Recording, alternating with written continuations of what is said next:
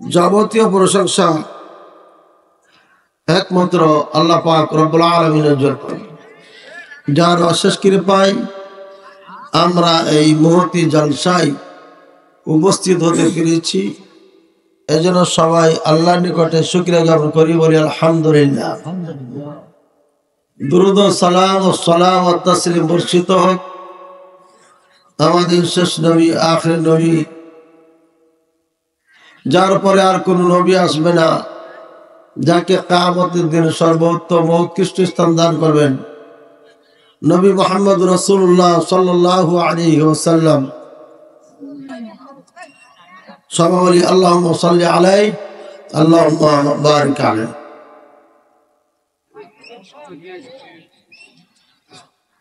আলোচনা ভালো মন্দ এটা সর্বপ্রথম নির্ভর করে আল্লাহ পাক রব্বুল আলামিনের উপর। আল্লাহ পাক রব্বুল আলামিন যদি তৌফিক দান করেন তাহলে আলোচনা ভালো হতে পারে, ভালো হবে নিঃসন্দেহে। তারপরে আলোচনার জন্য সর্বপ্রথম যেটা শর্ত সেটা হচ্ছে শ্রোতা। আমি মাইকে ওঠার পর থেকে এ পর্যন্ত কানে শব্দ পাচ্ছি, কথা বলছেন আপনারা। আমার লাইফে আমি এমন পরিবেশ দেখিনি। একটা দিনই মাহফিলে এসে কথা বলা বলি, এটা আমার লাইফে কখনো পাইনি, মনে হয় না। এমন ব্যতিক্রম মাহফিল আমাদের হয় না।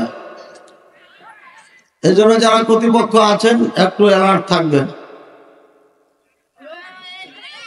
আর আমি অনুরোধ করব, যারা আমার বক্তব্য বুঝেন না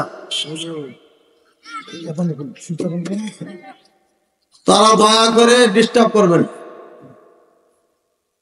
হয় চুপচাপ বসে থাকবেন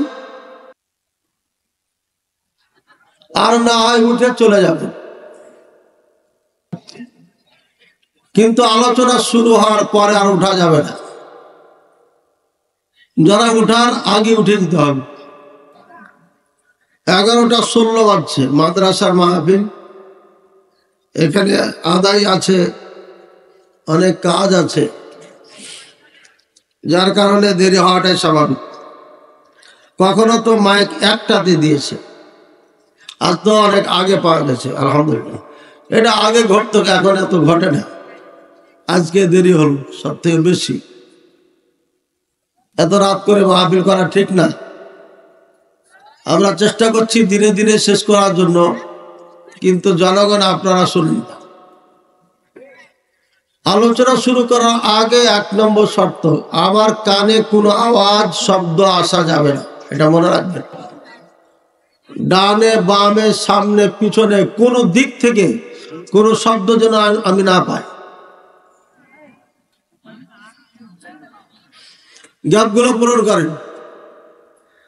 বেশিক্ষণ আলোচনা করবো না, রাত হয়ে গেছে গো, খুব অল্প সময়ে কিছু কথা বলে, কাজে গ্যাপগুলা পূরণ করেন যাদের শোনার ইচ্ছা আছে। আমার অত শ্রোতা দরকার নাই আজহারী সাহেবের মতো।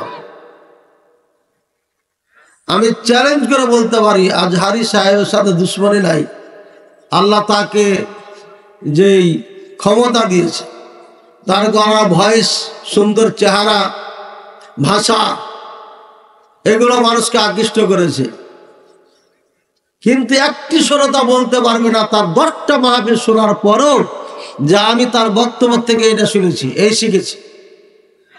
কিন্তু আমাদের 10 মিনিটের বক্তব্যে আপনি বলতে পারবেন যে হ্যাঁ এটা আমরা শিখেছি ইনশাআল্লাহ। এই জন্য আমাদের গলা ভেঙে যায় শিখাইতে শিখাইতে আর বুঝাইতে বুঝাইতে। আর ওনাদের 10 লক্ষ মানুষকে ওয়াজ শোনাবে সারা রাত, গলার পরিবর্তন ঘটবে না। আমি খুব আফসোস করি আর চিন্তা করি, কিয়ামতের যত নিদর্শন আছে হাদিসে, সবগুলোই মোটামুটি বাংলাদেশে পাওয়া যায়। তার মধ্যে একটা হলো আজহারি সাহেবের মাহফিল, এটা একটা কিয়ামতের আলামত, একদম স্পষ্ট একটা কিয়ামতের আলামত।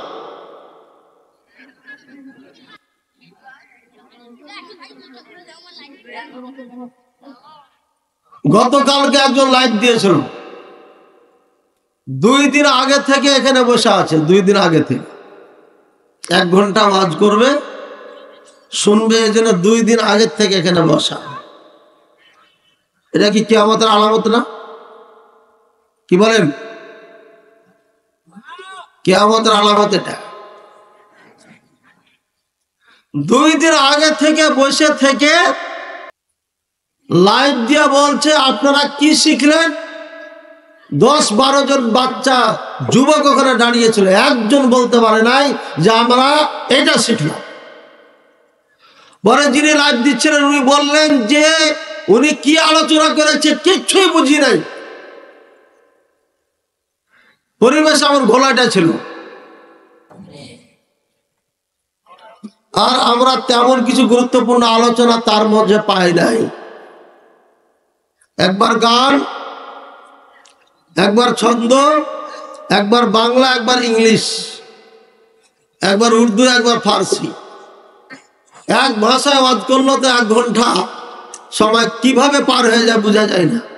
আর একই কথা যদি বাংলায় বলি, আরবিতে বলি, ইংলিশে বলি, তাহলে সময় লাগবে কি 3 ঘন্টা লাগবে না? লাগবে। আমি আজহারি সাহেবের বিপক্ষে বলছি না। আল্লাহ তাআলা তাকে যে গলার কণ্ঠ, সুন্দর চেহারা দিয়েছে এবং বলার স্টাইল দিয়েছে, ভাষা দিয়েছে, এটা আল্লাহ প্রদত্ত নিঃসন্দেহে। এর মাঝে আর একটা ব্যাপারও আছে। যদি আজকে নীলফামারীতে উনি আসে, তাহলে নীলফামারীর পাশের জেলার নাম কি? পাশের জেলার নাম কি? জি, লালমনিরহাট। আর কি আছে? দিনাজপুর আর পঞ্চগড়। এটা ডিস্ট্রিক্ট কি? ডিস্ট্রিক্ট না? ডিস্ট্রিক্ট। এক কথা গোটা দিনাজপুর, রংপুর, লালমনিরহাট, পঞ্চগড় সব জায়গার থেকে গাড়ি লোড হয়। আমাদের বক্তা আসছে, চলো, এই জন্য লোকজন বেশি হয়। এমনি ভাবে যদি গাইড না করা হয় তাহলে হয়তো হবে 1 লাখ মানুষ, মেনে নিলাম। আর ইউটিউবারেরা যেখানে 1 লাখ হয় ওখানে বলে যে 10 লাখ হয়েছে। আপনি গুনে দেখেন, 10 লাখ হওয়ার মতো মাঠ বাংলাদেশে আছে কোথাও? 15 লাখ 20 লাখ মানুষ কোন মাঠে হবে? ধান খেত ছাড়া বাংলাদেশে এরকম মাঠ আছে? কেউ বলতে পারবেন? আমার জানা মতে নাই। হয় যমুনা পদ্মা চরে করতে হবে, আর না হয় এমন ধান খেতে করতে হবে, তাহলে সম্ভব। যা হোক ভাইয়েরা, মিথ্যা সত্য মিলিয়ে ঝুলিয়ে বাংলাদেশে চলছে। এটা কিয়ামতের আলামত, এটাই কিয়ামতের আলামত। ইউসাদ্দাকুল কাযিব ওয়া ইউকাযযাবু সাদিক। কিয়ামতের নিদর্শনের একটা নিদর্শন হচ্ছে সত্যবাদীকে মিথ্যাবাদী বানানো হবে, আর মিথ্যাবাদীকে সত্যবাদী বানানো হবে। কিয়ামতের আলামত।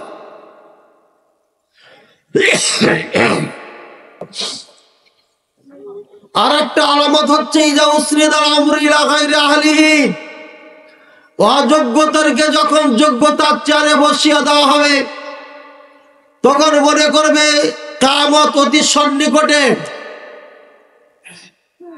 আজকে আজহারি সাহেবের মাহফিলে 10 লক্ষ মানুষ সমবেত হয়, আর এই বাংলাদেশের সব থেকে বড় আলেমকে যদি দাওয়াত দিয়ে নিয়ে আসা হয়, তার মাহফিলে 1000 লোক হয় না। এটাই হচ্ছে কিয়ামতের নিদর্শন, এটাই হচ্ছে কিয়ামতের আলামত। আজহারি সাহেবের কণ্ঠ আর সুন্দর চেহারা আর সুন্দর বলার ভূমিকায়, অঙ্গি ভঙ্গিতে যদি এত মানুষ পাগল হয়ে যায়। আজকে এক ভিডিওতে দেখলাম এক মেয়ে জোর করে স্টেজে যাবে আজহারির সাথে দেখা করতে। চিন্তা করেছেন? জোর করে যাচ্ছে, কেউ আগে আটকাতে পারছে না, দেখা করবে মানে প্রেমে পড়ে গেছে। প্রেমে পড়েছে না? প্রেমে না পড়লে একটা মেয়ে কিভাবে পুরুষদেরকে ফেলে চিড়া স্টেজে যায়। কত মেয়ে যে প্রেমে পড়েছে হুজুরের আল্লাহ ভালো জানে। কিয়ামতের আলামত কিনা ভাইরা আমার, কিয়ামতের আলামত।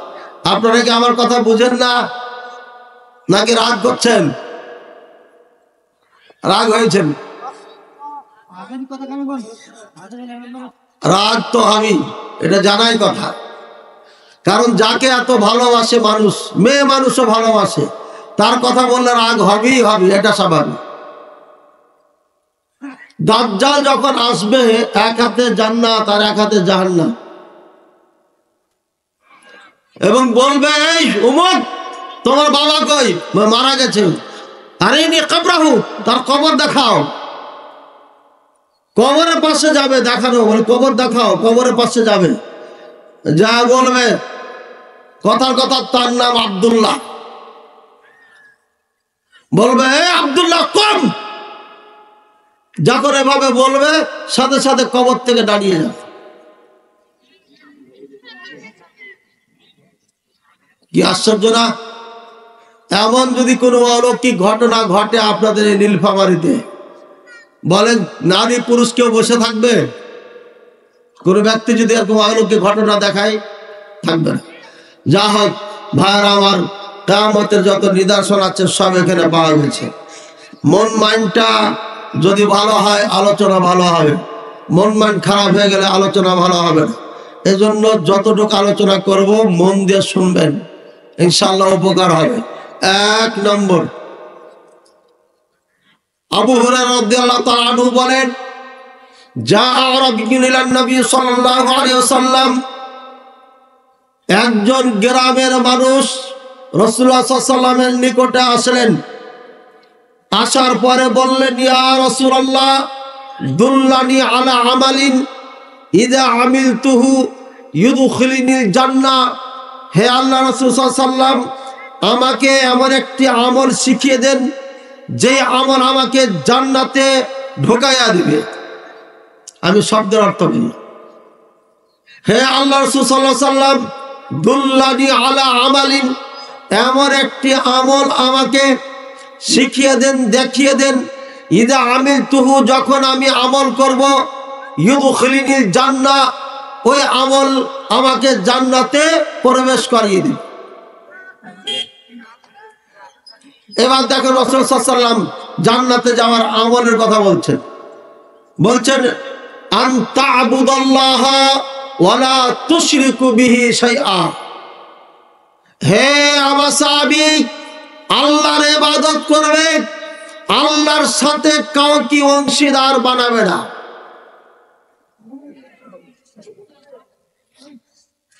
হে আমার সাহাবী, আন তা'বুদাল্লাহ, আল্লাহর ইবাদত করবে আর আল্লাহর সঙ্গে কাউকে অংশীদার বানাবে না। এক নম্বর গেল।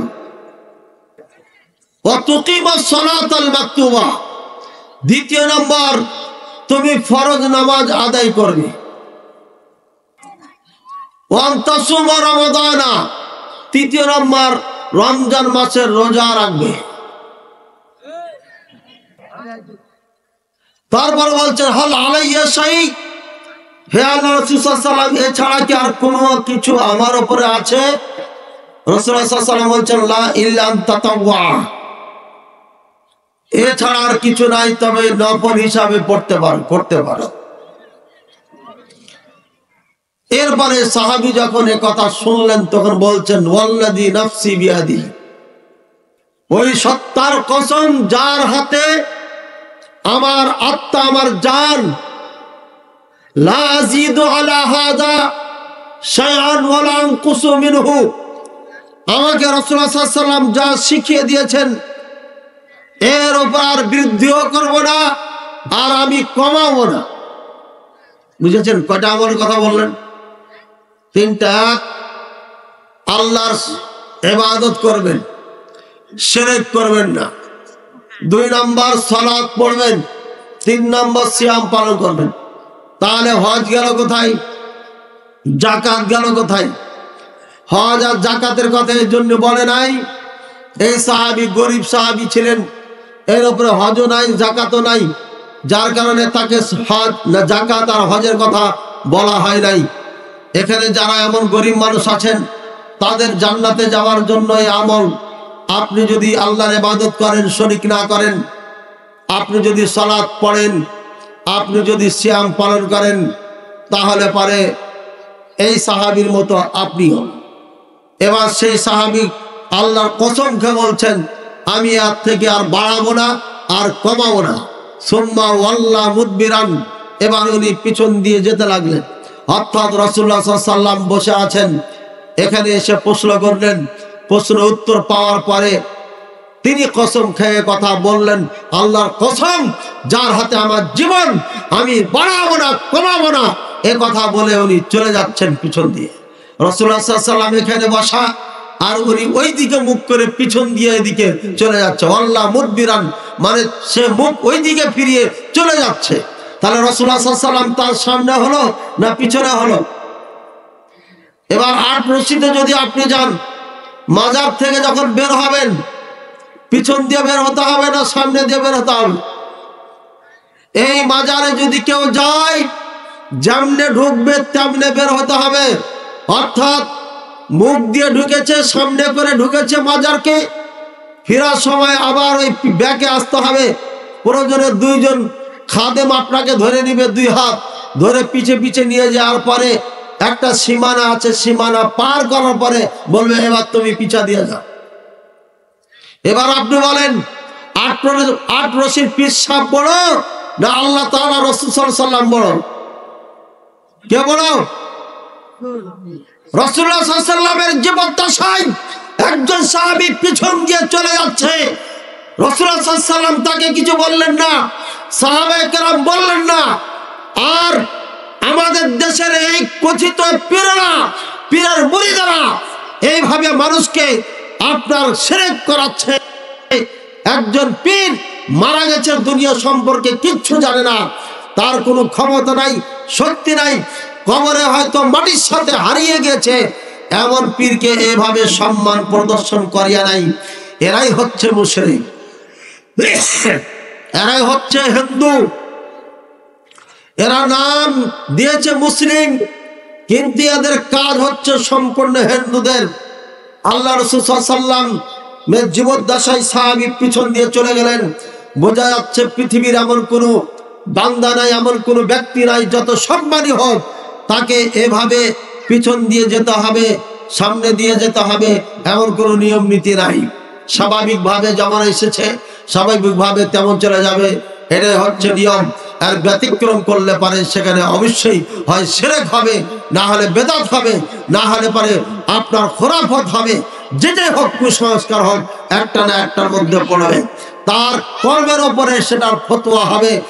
যদি শিরক পর্যায়ে হয় শিরক হবে, যদি বেদাত পর্যায়ে হয় তাহলে বেদাত হবে, যদি কুসংস্কারের পর্যায়ে হয় কুসংস্কার হবে। সুতরাং যেটা বুঝাইতে চাচ্ছি, রাসূলুল্লাহ সাল্লাল্লাহু আলাইহি ওয়াসাল্লামের জীবদ্দশায় একজন সাহাবী পিঠ ফিরিয়ে চলে যাচ্ছে, আর আমাদের দেশের মরা পীরের কবর থেকে পিঠ ফিরিয়ে আসা যায় না। এটা সম্পূর্ণ শয়তানি। এই বাজারে যাওয়া তো দূরের কথা, এর নাম পর্যন্ত নেওয়া যাবে না বিনা কারণে। ভালো করে মনে রাখবে, ইবাদত কার করতে হবে? একমাত্র আল্লাহ। সাহাবী যখন এভাবে বলে যাচ্ছেন, আমি এর থেকে বাড়াবো না আর কমাবো না, তখন রাসূলুল্লাহ সাল্লাল্লাহু আলাইহি ওয়াসাল্লাম বলছেন, শোনো, মাইয়াসুররা আয়ানজুরা ইলা রাজুলিন মিন আহলিল জান্নাহ ফালয়ানজুর ইলা হাযা। যে ব্যক্তি কোন জান্নাতি ব্যক্তিকে দেখতে চায়, সেই যেন এই ব্যক্তির দিকে দেখে। মানে সুবহানাল্লাহ। ভাইরা আমার, অন্তরের অন্তরস্থল থেকে আজকের এই বক্তব্য যদি আপনি নিয়ে যেতে পারেন, আর সত্যিকারী এটাকে ধারণ করে মরণ পর্যন্ত যদি এইভাবে আমল করে যেতে পারেন, তাহলে পারে নিঃসন্দেহে এই সাহাবীকে আল্লাহ রাসূল সাল্লাল্লাহু আলাইহি ওয়াসাল্লাম যেভাবে সার্টিফিকেট দিয়েছিলেন জান্নাতি, ইনশাআল্লাহ আপনিও সেই জান্নাতের সার্টিফিকেট পেয়ে গেলেন। রাসূলুল্লাহ সাল্লাল্লাহু আলাইহি ওয়াসাল্লাম আসবেন না, কিন্তু তার পবিত্র বাণী আমাদের সম্মুখে আছে। রাসূলুল্লাহ সাল্লাল্লাহু আলাইহি ওয়াসাল্লামের এই পবিত্র বাণী, এটাই হচ্ছে সার্টিফিকেট। যদি কেউ এটাকে এভাবে ধারণ করে তাহলে ওই সাহাবীর মতো সেও জান্নাতি হয়ে যাবে ইনশাআল্লাহুল আজিজ। এবার আরো একটি হাদিসের কথা বলি। আর একজন সাহাবীর কথা, এই হাদিসটি বুখারী মুসলিমে আছে, মিশকাতে আছে। আজকে মিশকাতে এই হাদিসটি পড়ানো হয়েছে, আজকে না কালকে সম্ভবত। তাই হাদিসটি মনে আছে, আমার মনে হয়ে গেল। আরেকজন সাহাবী এসে বলছেন, হে আল্লাহ রাসূল সাল্লাল্লাহু আলাইহি ওয়াসাল্লাম, আমাকে এমন একটি আমল শিখিয়ে দেন যে আমল দিয়ে আমি জান্নাতে যেতে পারবো। একই প্রশ্ন যখন করেছেন তখন তাকে বলেছেন, আন তাশহাদা আল্লা ইলাহা ইল্লাল্লাহ ওয়া আন্না মুহাম্মাদার রাসূলুল্লাহ। এক নম্বর, তুমি সাক্ষী দিবে আল্লাহ ছাড়া সত্য কোনো মাবুদ নেই, মুহাম্মদ সাল্লাল্লাহু আলাইহি ওয়াসাল্লাম আল্লাহর রাসূল ও বান্দা। দুই নম্বর, আন তুকিমাস সালাতাল মাকতুবা, ফরজ সালাত তুমি আদায় করবে, কায়েম করবে। তিন নম্বর, আন তাসুমা রমাদানা, রমজান মাসে রোজা রাখবে। চার নম্বর, আন তুতিয়া যাকাতা, যাকাত আদায় করবে। পাঁচ নম্বর, আন তাহুজ্জাল বাইতা ইন ইসতাতা'তা ইলাইহি সাবিলা, যদি ক্ষমতা থাকে তাহলে হজ করো। কয়টা হলো? পাঁচটা। বুনিয়াল ইসলাম আলা খামসিন, ইসলামের স্তম্ভ হচ্ছে পাঁচটি জিনিসের উপরে। এক, শাহাদাতি আল্লাহ ইলাহা ইল্লাল্লাহ ওয়া আন্না মুহাম্মাদার রাসূলুল্লাহ, আল্লাহ ছাড়া সত্য কোনো মাবুদ নাই, এই সাক্ষী প্রদান করা। মুহাম্মদ সাল্লাল্লাহু আলাইহি ওয়াসাল্লাম আল্লাহর রাসূল, এই সাক্ষী প্রদান করা। দুই নম্বর, সালাত কায়েম করা। তিন নম্বর, যাকাত দেওয়া। চার নম্বর, রোজা রাখা। পাঁচ নম্বর, হজ করা। এই পাঁচটি কাজ যদি তুমি করো তাহলে পারে তুমি জান্নাতে যেতে পারবে। এই লোকটিও সেভাবে কসম খেয়ে বলল, আল্লাহ রাসূল সাল্লাল্লাহু আলাইহি ওয়াসাল্লাম, আমি এক থেকে আর বাড়াবো না, আর কমাবো না। তাকে একই কথা রাসূল সাল্লাল্লাহু আলাইহি ওয়াসাল্লাম বলেছেন। বোঝা যাচ্ছে ধনী ব্যক্তির জন্য পাঁচটি আর গরিবদের জন্য তিনটি। এক, সালাত নাকি কালিমা। দুই নম্বর হচ্ছে সালাত। তিন নম্বর হচ্ছে সিয়াম। এবার কালিমা নিয়ে কিছু কথা। কালিমাওয়ালা মুসলিম হতে হলে কেমন হতে হবে এটা আপনার আমার জানার দরকার। মাশাতাত বিনতে ফিরআউন, ফিরআউনের মেয়ের চুল আঁচড়াচ্ছে। চুল আঁচড়ানো পর্যন্ত, চুল আঁচড়ে দেয় না মা বোনেরা? চুল আঁচড়াচ্ছে। এই চুল আঁচড়াতে গিয়ে চিরুনিটা নিচে পড়ে যায়। তখন এই মেয়েটা, ফিরআউনের মেয়ের চাকরানি, এই মেয়েটা চিরুনিটা বিসমিল্লাহ বলে উঠেছে।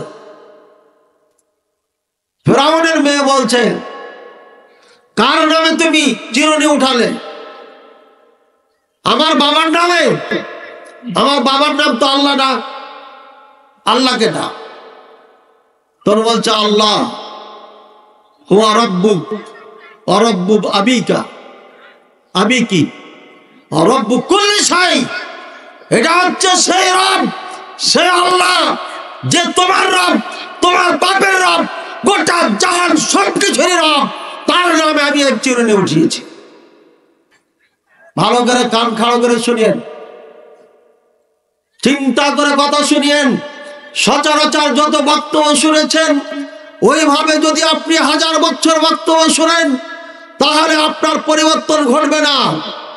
এই জাতিকে দিয়ে ইমাম মাহাদির সৈনিক তৈরি করা যাবে না। যদি ইমাম মাহাদির সৈনিক হতে চান তাহলে পরে এখান থেকে শিক্ষা দিতে হবে।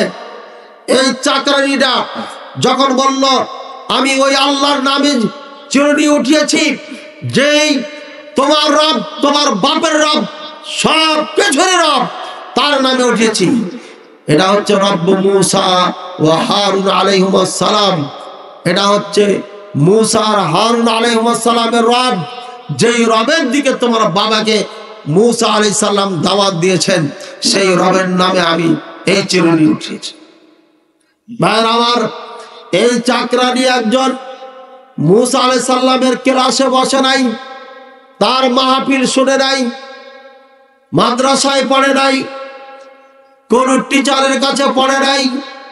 আমার মনে হয় মুসা আলাইহিস সালাম যখন দাওয়াত দিয়েছিলেন ফেরাউনকে, হয়তো এই মেয়েটাও সেই দাওয়াতে অংশগ্রহণ করেছিল, তখন সে ঈমান এনেছিল। সাথে সাথে আসিয়া রাদিয়াল্লাহু তাআলা আনহা তিনিও ঈমান এনেছিলেন। এই মেয়েটি যখন এ কথা বললেন, তখন ফেরাউনের মেয়ে বলল, তুমি আমার বাবাকে বাদ দিয়ে অন্যকে আল্লাহ হিসাবে মেনেছ, আমি আমার বাবাকে সংবাদ দিয়ে দিব যাতে তোমার শাস্তির ব্যবস্থা করে। এই মেয়েটি আবারও বলল, তোমার বাবা যত ইচ্ছা তত শাস্তি দেখ, আমি এই আল্লাহকে কখনো ছাড়বো না। ফেরাউনের মেয়ে তার বাবাকে বলল।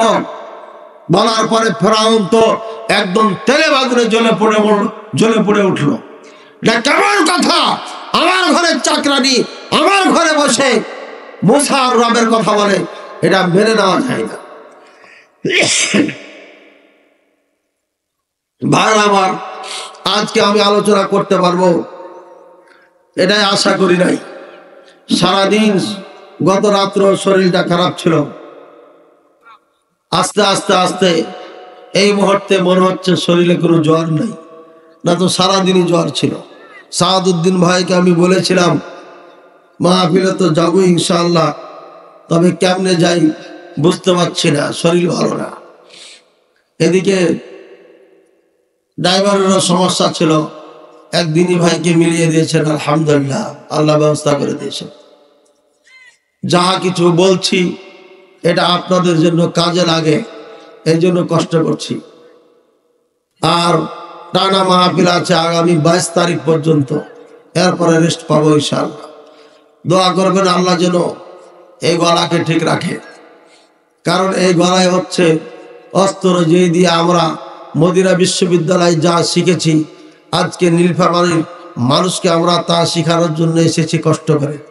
এটা যদি শিক্ষা না নিতে পারেন তাহলে আল্লাহর কাছে ঠেকে যাবেন। কারণ বাংলাদেশে যে ওয়াজ চলে, এই ওয়াজ দিয়ে মানুষের জীবনের পরিবর্তন ঘটে না। এই ওয়াজ হচ্ছে শুধুমাত্র মন মজানো।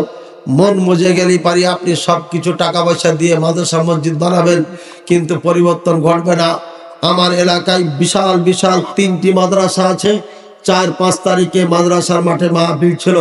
আমি বলেছিলাম 3টি মাদ্রাসা, এই ঠাকুরগাঁও দিনাজপুরের ছেলেরা বেশিরভাগই আমাদের এলাকায় পড়ে। 3টি মাদ্রাসা থাকা সত্ত্বেও এই এলাকার নারীরা পর্দা শিখে নাই। যেদিন থেকে আমি মহিলা মাদ্রাসা দিয়েছি, সেদিন থেকে ওই এলাকায় মহিলারা বোরখা পরে ঘোরাফেরা করে, পর্দা করে। এর আগে বোরখাই খুঁজে পাওয়া যেত না, এমন অবস্থা ছিল। ভাইয়ের আমার, আলোচনা যদি আমাদের না শুনেন, মদিনা বিশ্ববিদ্যালয়ের শিক্ষা যদি শিক্ষিত না হন, তাহলে পারে এই ঈমান নিয়ে কবরে গিয়ে আপনার আমার নাজাত হবে না। এই জন্য মদিনার শিক্ষা এটা প্রত্যেক মুসলমানের জন্য, নরনারীর জন্য ফরজ শিখতে হবে। যে দাওয়াত রাসূলুল্লাহ সাল্লাল্লাহু আলাইহি ওয়াসাল্লাম নিয়ে এসেছেন, রাসূলুল্লাহ সাল্লাল্লাহু আলাইহি ওয়াসাল্লাম সালাত নিয়ে আসেন। মতান্তরে 10 বছর পরে 10টি বছর মক্কার জমিনে আবুল আহাব বা সাইবা মক্কার কাফেরদেরকে যে দাওয়াত দিয়েছিলেন, সেটি লা ইলাহা ইল্লাল্লাহ দাওয়াত দিয়েছিলেন। লা ইলাহা ইল্লাল্লাহর এত পাওয়ার, এর মধ্যে এত শিক্ষা আছে যে রাসূলুল্লাহ সাল্লাল্লাহু আলাইহি ওয়াসাল্লামের মতো একজন দায়ী, রাসূলুল্লাহ সাল্লাল্লাহু আলাইহি ওয়াসাল্লামের মতো একজন পাওয়ারফুল নবী 10 বছর দাওয়াত দিয়েছেন, তাও ছোট্ট একটা গ্রামের মাঝে, যেখানে মানুষের সংখ্যা 1000-এর বেশি না, বেশির থেকে বেশি 1000। অথবা ধরে নেন 5000। বদরের যুদ্ধে 3000 জায়গা পালিয়ে এসেছেন, 1000 ছিল। তাতে বোঝা যায় যে হয়তো নারী পুরুষ সব মিলে 5 থেকে 7000 মানুষ। এই মানুষটিকে 10 বছর লা ইলাহা ইল্লাল্লাহ দাওয়াত দিয়েছেন, আর কোনো কিছুরই দাওয়াত ছিল না, শুধু লা ইলাহা ইল্লাল্লাহ দাওয়াত। কি আছে কালিমার মধ্যে?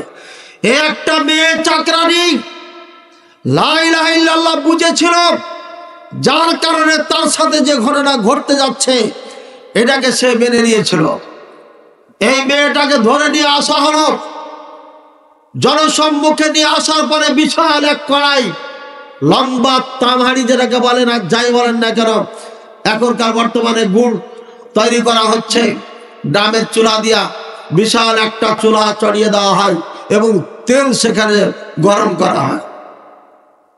বলা হলে, হে মেয়ে, তুমি যদি মুশাররফকে না ছাড়ো তাহলে এই তেলে তোমাকে নিক্ষেপ করবো, তোমার 4টি সন্তানকে নিক্ষেপ করবো। মা বোনেরা ভালো করে শোনেন, এই আওয়াজ আপনাদের কাজে লাগবে। মেয়েটি তখন উত্তর দিল, দুনিয়ার যত আযাব আছে, শাস্তি আছে আপনি দিতে পারেন, কিন্তু আমি আমার রবকে আমি ভুলতে পারি না, ছাড়তে পারি না। ভাইয়ের আমার, উত্তপ্ত তেলের মধ্যে তার বড় সন্তানটাকে নিয়ে নিক্ষেপ করা হলো। সাথে সাথে চোখের সামনে একদম কই মাছের মতো একদম ভাজা হয়ে গেল। পারবেন আপনার সন্তানকে এভাবে চোখের সামনে যদি তেলে ফেলে দেয়, নিক্ষেপ করে, আপনি সহ্য করতে পারবেন? পারবেন কালিমার উপর অটুট থাকতে? ইন্ডিয়ার মুসলমান পারে নাই। যখন শ্রীরাম বলাইছে, মায়ের ভয়ে শ্রীরাম বলেছে, শ্রীরাম বলার পরও তাকে ছাড়ে নাই। শ্রীরাম বলাইতে বলাইতে তাকে মেরে ফেলা হয়েছে। আল্লাহর গজব এসেছে ইন্ডিয়ার উপরে। মোদি মুচে তেল টেল মেখে গরুর মুখ আর পেশাব পায়খানা খায়া মোটা তাজা হয়ে আমেরিকার ট্রাম্পের কাছে গেছে, বাংলাদেশের বিপক্ষে ষড়যন্ত্র করবে আর নিজের পেট মোটা করবে। এই জন্য ট্রাম্পের কাছে যাওয়ার পরে অনেক কিছুই বলেছে, ডলা বলা তেল টেল ভালো করে মালিশ করার পরে ট্রাম্প কইছে, না হবে না, তোমার গোবরে কোনো স্বাদ নাই, পেশাবে কোনো লাভ নাই। ট্রাম্পকে সামনে বসে এলুন টেলুন ফোন দিচ্ছে, স্যার ডক্টর ইউনূস কেমন আছেন, আপনার সাথে আমি কাজ করব, টেনশন করিয়েন না। এই গোবরখোর মুতখোর আইছে, এর মাথায় তো কিচ্ছু নাই, খালি আপনার বিপক্ষে কয়। বুঝেছেন? ইন্ডিয়ার মিডিয়াতে বলছে আমাদের মোদিজিকে বসিয়ে রাখিয়া ডক্টর ইউনূসকে স্যার বলে আখ্যায়িত করেছে। বিশ্বের সব থেকে বড় ধনী বাঙালি জাতি কোথাকার। ডক্টর ইউনূসের প্রতি আমার একটা অনীহা ছিল, এটা সত্য, যে সে গ্রামীণ ব্যাংকের চাঙ্গা করার একজন বড় হাতিয়ার। সুদী ব্যাংকের জন্মদাতা বলতাম, বা তিনি আছেন, এটা সত্য। কিন্তু তিনি একজন বিচক্ষণ শিক্ষিত মানুষ, এ নিয়ে কাউরি দ্বিমত নাই, আমারও নাই। তিনি পৃথিবীর 12 জনের একজন, 12 জনের একজন হচ্ছেন তিনি। সব থেকে পৃথিবীর সেরা বর্তমানের মানুষের মধ্যে 12 জনের মধ্যে একজন তিনি, নাম্বারে 7। শোনা কথা, জিজ্ঞাসা করেন। সুতরাং পৃথিবীর সমস্ত মানুষ তাকে স্যার বলে সম্বোধন করে। একটা দেশের নেতা হলে পরে এমন সম্মানী মানুষকে নেতা হওয়া দরকার, ঠিক কিনা? ভারত নেপালের সাথে সম্পর্ক ভালো নাই, শ্রীলঙ্কার সাথে সম্পর্ক ভালো নাই, পাকিস্তানের সাথে সম্পর্ক ভালো নাই, চীনের সাথে সম্পর্ক ভালো নাই। বাংলাদেশের সাথে ছিল, তাই এক দলের সাথে ছিল, আর এক দলের সাথে ছিল। বাংলাদেশের সাথে যা ছিল, এখন জনগণ বুঝতে পেরেছে এ ভারত আমাদের জন্য না, ওদের জন্য আমাদেরকে চুষে খাচ্ছে। এতদিন আমরা মনে করতাম বাংলাদেশ ভারত ছাড়া চলতে পারবে না, আর এখন দেখতেছি ভারত বাংলাদেশ ছাড়া চলতে পারবে। এত বড় দেশের রাজা, এই রাজা বাংলাদেশকে নিয়ে এত টেনশন করে কেন? ঘটনা কি? ডক্টর ইউনূস সেদিনের আলোচনায় বুঝিয়ে দিয়েছে, বাংলাদেশ এমন একটা জায়গা, গোটা বিশ্বের দৃষ্টি বাংলাদেশের দিকে। আল্লাহু আকবার। পৃথিবীতে এমন দেশ আছে যাদের সাগরের সাথে কোনো সম্পর্ক নাই, কিন্তু আমাদের সাগরের সাথে সম্পর্ক। আমরা আকাশে উঠতে পারি, আমরা জমিনেও চলতে পারি, আমরা পানিতেও চলতে পারি, বলে সুবহানাল্লাহ। আর এই পানি ছাড়া অন্য অন্য দেশ আমরা যদি রাস্তা না দিই তো চলতে পারবে না। এই দেশ দিয়ে চলতে হবে চীনকে, এই দেশকে তো আপনার 7 সিস্টারকে চলতে হবে, নেপালকে চলতে হবে, ভুটানকে চলতে হবে। এই সব এদিকের যত দেশ আছে, আমার দিক ঠিক নাই, এদিক পশ্চিম না, আচ্ছা যেদিকে হোক ভাই, এই সব দেশগুলো এখান দিয়ে চলতে হবে। বাংলাদেশ যদি বন্ধ করে দেয় চাইলে আর জলে চলা না কোনো রাস্তা নাই। দুনিয়ার সব প্ল্যান যদি নষ্ট হয়ে যায় তাহলে নৌকা দিয়ে চলাচল করতে পারবে বাংলাদেশ, কিন্তু অন্য অন্য দেশ পারবে না। একটা ভালো পজিশন আছে, সুন্দর করে বুঝিয়ে দিয়েছে। আর আমাদের দাদা ভাইয়েরা, আমাদের ভাইয়েরা বাংলাদেশের মানুষকে চুষা খাইতে খাইতে খাইতে এরা সব খেয়ে ফেলেছে। এখন কোনো রকম হাড্ডিগুলো আমাদের আছে। একবার একজন চুষলো আর একজন চুষার জন্য চেষ্টা করছে। ডাক্তার ইউনূস সাহেব তাদেরকে বুঝিয়ে দিয়েছে, আপনারা কি সংস্কার চান না চান না, যারা যারা চান না বলেন, আমি ওয়েবসাইটে দিয়ে দিচ্ছি। কি সুন্দর কৌশলে এমন মাইক দিয়েছে যাতে করে বলতে না পারে যে না এটা চাই না, কারণ না চাই না বললেই তো খাবে। বাংলাদেশের মানুষের কাছে পরিচয় হয়ে যায়, এই জন্য চুপচাপ ব্রেনের মার চলছে। এমন ব্রেনের মানুষ, চালাক, শিক্ষিত, সুযোগ্য, সুদক্ষ দেশ প্রধান, এটাই দরকার। আমি চাই ডক্টর ইউনূস আপনার আর 1 বছর 6 মাস নয়, সারা জীবন থাক, যতদিন ওর শরীর চলে, বেরেন চলে, মুখ চলে। চান না আপনারা? আগের বার আগে দেখেছি, এখন দেখি।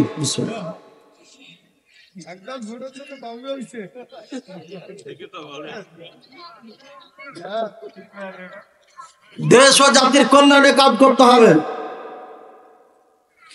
এই জন্য আপনি যেই দল করেন না কেন, লাফালাফি করেন না, ওকে সময় দেন।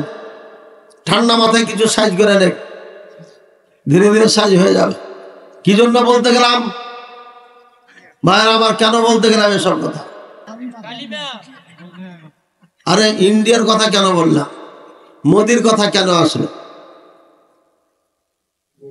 কে বললো এটা? হাত উঠান দেখি। মাশাআল্লাহ, শ্রোতা একটা আছে। আপনারা মনে করছেন আমি ভুলে গেছি? না, কালিমা ধরে রাখতে পারে নাই, শ্রীরাম বলতে বলতে মেরে ফেলে দিয়েছে। কিন্তু ফিরআউনের মেয়ের চাকরানির ইমানের পাওয়ার দেখেন, কারণ সে লা ইলাহা ইল্লাল্লাহ বুঝেছিল, যার কারণে এত কঠিন শাস্তি দিয়েও তাকে আপনাকে ঠকাতে পারে নাই। ফিরআউন বলে দ্বিতীয় সন্তান নিক্ষেপ করো, দ্বিতীয় সন্তান তার থেকে ছিনিয়ে নিয়ে নিক্ষেপ করা হলো।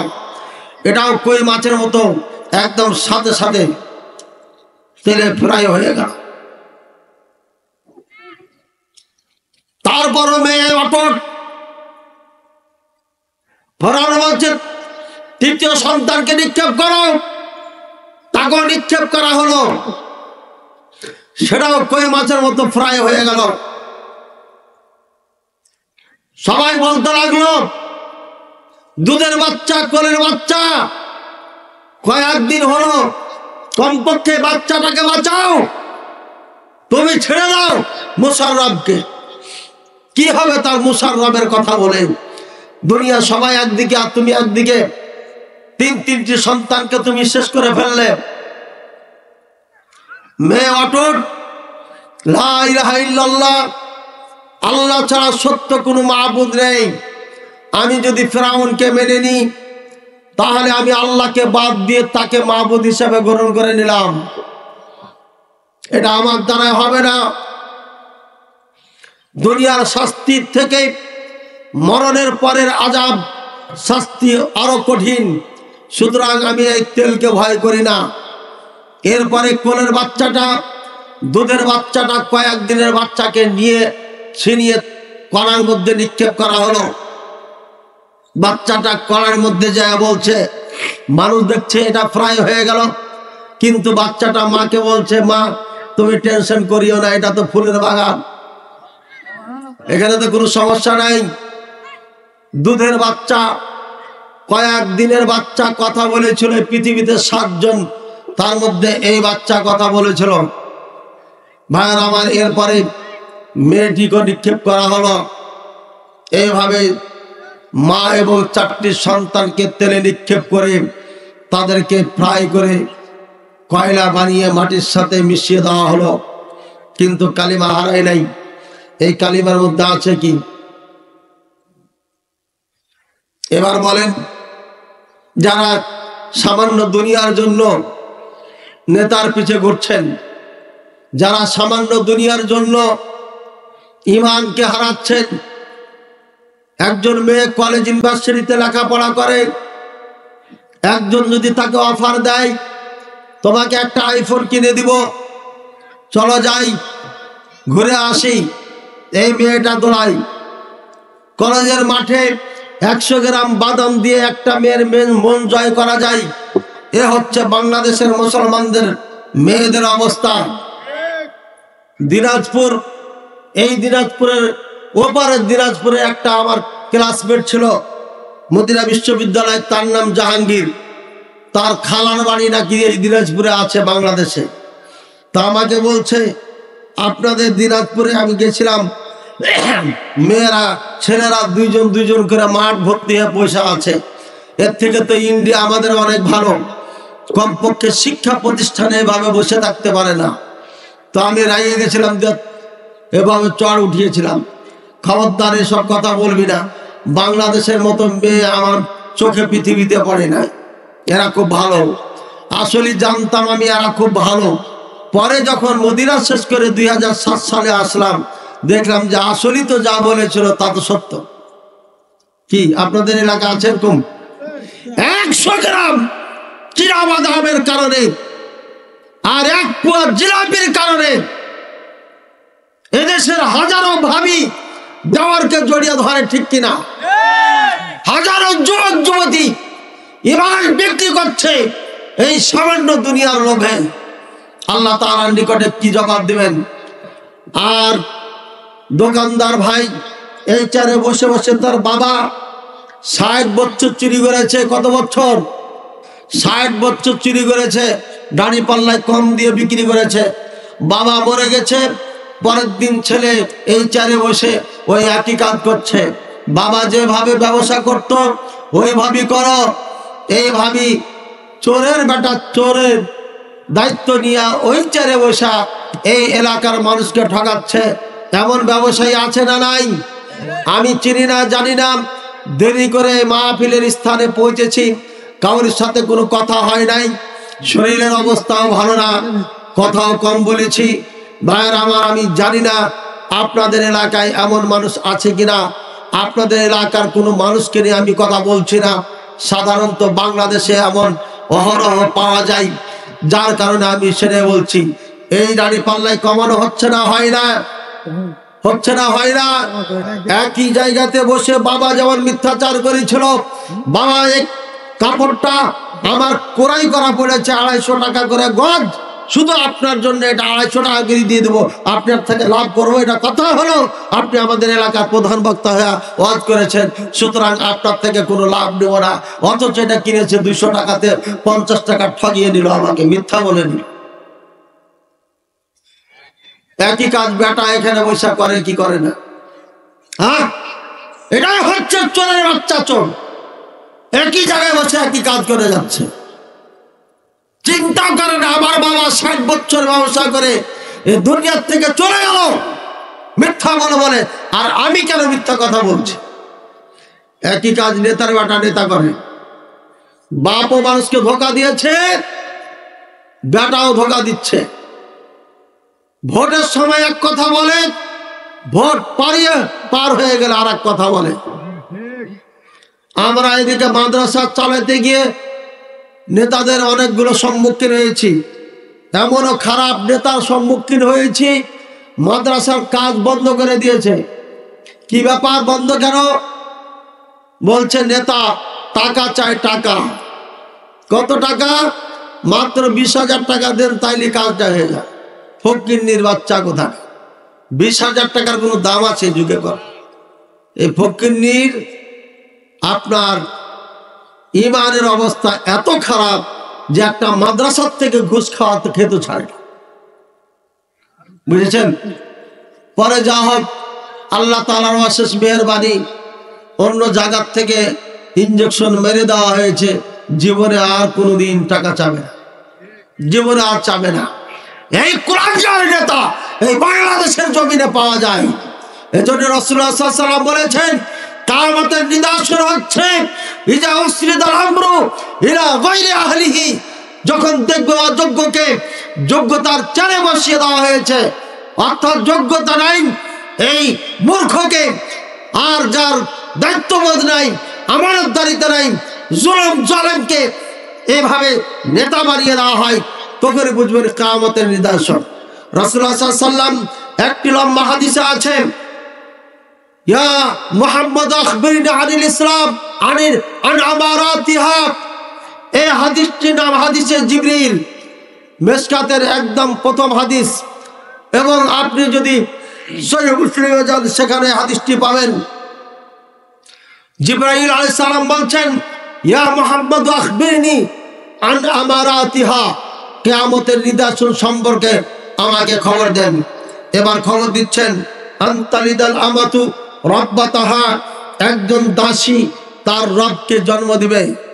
আর এটা সাহাবায়ে কেরামদের ঘটনা যুগে ঘটে গেছে, অর্থাৎ সাহাবায়ে কেরাম যুদ্ধ করেছেন, রোম পারস্য দেশ স্বাধীন করেছেন, ওই দেশের নারীগুলোকে বন্দি করে মদিনায় নিয়ে এসেছেন। রোম পারস্যের নারীরা হলো সুন্দরী নারী, বন্দি করে নিয়ে আসার পরে ধরেন যে 10 জন নারীকে বন্দি করেছে, সৈনিক আছে 10 জন, তখন এটা বন্টন করা হয়। যদি বন্টনে না মিল খায় তাহলে এটা একটা দাম ধরে তাদের কাছে বিক্রি করে দেওয়া হয়, অথবা দিয়ে দেওয়া হয় গিফট হিসাবে তাদেরকে। এই সৈনিকদের এটা হচ্ছে দাসী, যতদিন পর্যন্ত মুক্ত না করবে ততদিন পর্যন্ত এটা চাকরানি হিসাবে, দাসী হিসাবে থাকবে। এর সাথে স্ত্রীর মতো আদান প্রদান করা জায়েজ আছে। এই সাহাবায়ে কেরামের যুগে এমনটা ঘটে গেছে। এই মেয়ের বাচ্চা হয়েছে, এই মেয়ের বাচ্চা হলো যেটা, এটা মালিক হয়ে গেল এই মেয়েটার, কেননা এটা অরিজিনাল যে মালিক তার মায়ের সাথে আদান প্রদান হওয়ার কারণে সন্তান জন্ম হয়েছে। যেহেতু তার বাবা হচ্ছে একজন স্বাধীন, একজন মালিক এই মায়ের, তাই এই মায়েরও মালিক হয়ে গেল এই ছেলেটা, বুঝেছেন? আনতালিদাল আমাতু রাব্বাতাহা, দাসী তার মালিককে জন্ম দিবে। তারপরে দ্বিতীয় নিদর্শন, ওয়ান্তারাল হুফাতা উরাতা রায়া শাই ইয়াতাতাওয়ালুনা ফিল বুনিয়ান, তোমরা দেখবে নাঙ্গা পা, পায়ে কোনো স্যান্ডেল জুতা নাই। তারপরে দেখবে আপনার কাপড় নাই, কাপড় থাকবে শর্ট, অর্থাৎ নাঙ্গা হবে। রায়া শাহ, এরা বকরির রাখাল হবে, অর্থাৎ সমাজের নিম্ন শ্রেণীর মানুষ যারা হবে। ইয়াতাতাওয়ালুনা ফিল বুনিয়ান, এরা উঁচু উঁচু বিল্ডিং তৈরি করবে।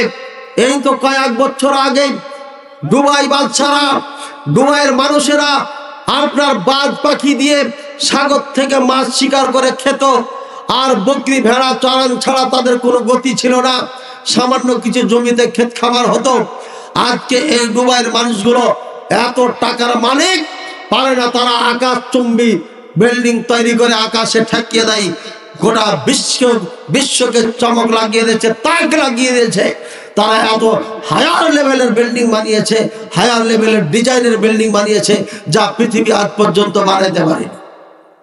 হাদিস সঙ্গে মিল খেয়েছে না খায়?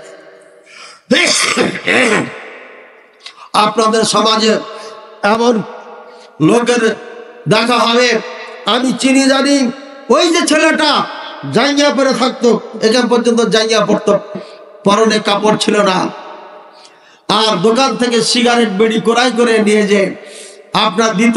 কাদেরকে দিত এই কথা বললে বেচারা বুঝে যাবে যে আমাকে এ কথা বলেছে, যেহেতু আমি চিনি সে আমাকে চিনে তাই বললাম না। দোকান থেকে বিড়ি সিগারেট দিত আর তাদেরকে ক্রয় করে দিত, আর তাদের সেবা যত্ন করত।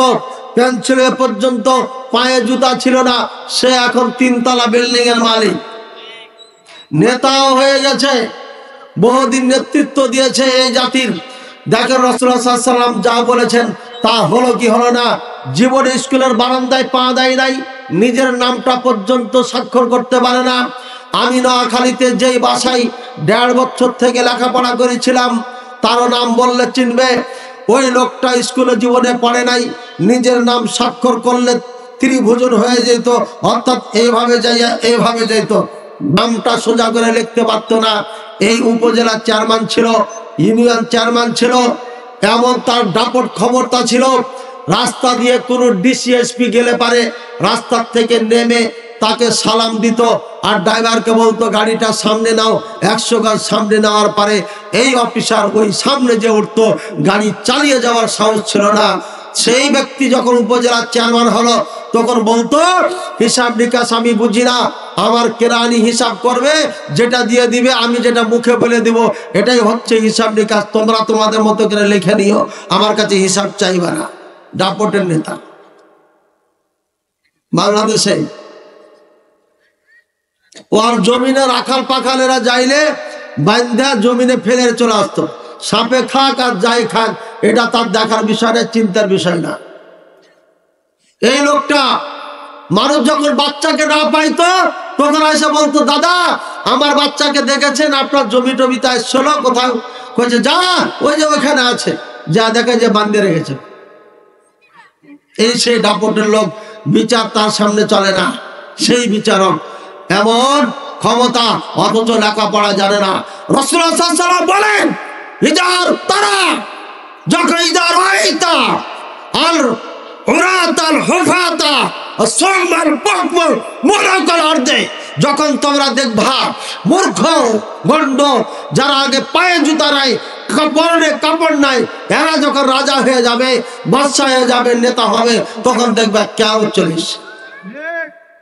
মায়ের আমার গোটা বিশ্বে পাওয়া যায়।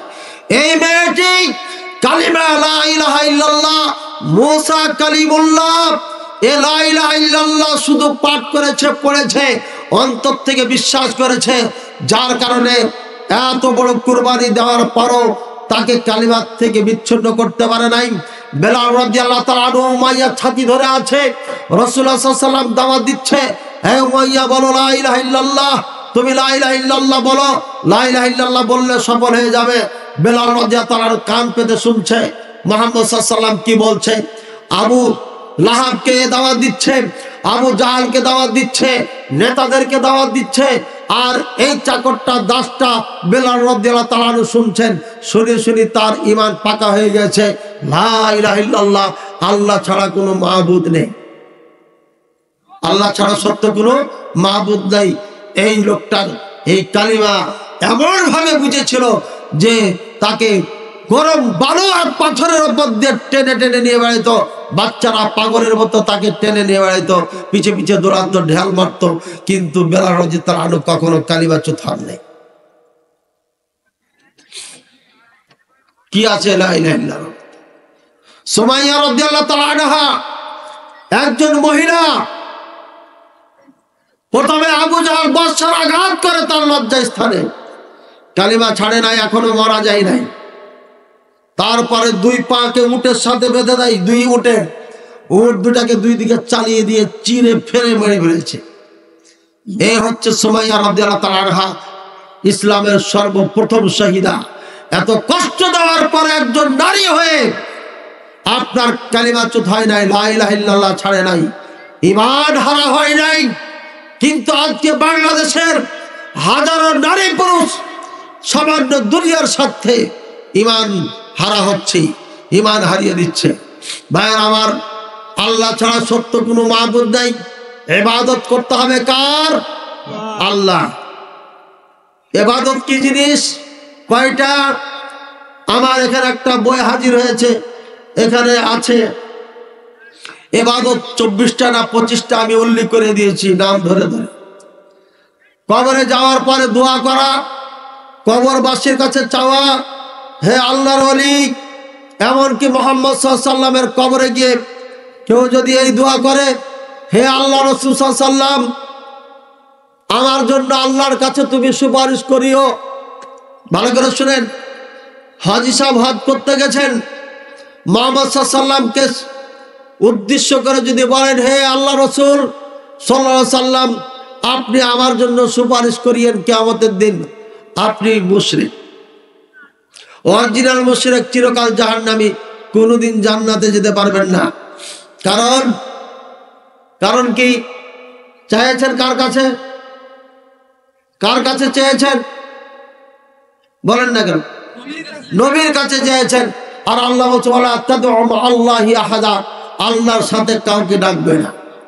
আল্লাহ কাউকে ডাকতে নিষেধ করেছে, আর আপনি মুহাম্মদ সাল্লাল্লাহু আলাইহি ওয়াসাল্লামকে ডাকছেন।